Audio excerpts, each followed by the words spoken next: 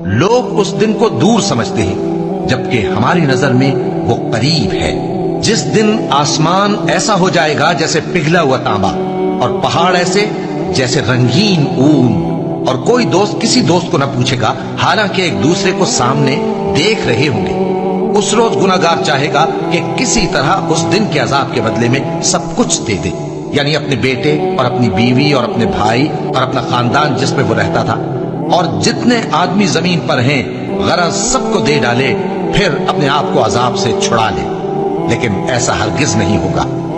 لوگ اس دن کو دور سمجھتے ہیں جبکہ ہماری نظر میں وہ قریب ہے۔ جس دن آسمان ایسا ہو جائے گا جیسے پگھلا ہوا تانبا، اور پہاڑ ایسے جیسے رنگین اون، اور کوئی دوست کسی دوست کو نہ پوچھے گا حالانکہ ایک دوسرے کو سامنے دیکھ رہے ہوں گے۔ اس روز گناہگار چاہے گا کہ کسی طرح اس دن کے عذاب کے بدلے میں سب کچھ دے دے، یعنی اپنے بیٹے اور اپنی بیوی اور اپنے بھائی اور اپنا خاندان جس میں وہ رہتا تھا، اور جتنے آدمی زمین پر ہیں غرض سب کو دے ڈالے، پھر اپنے آپ کو عذاب سے چھڑا لے۔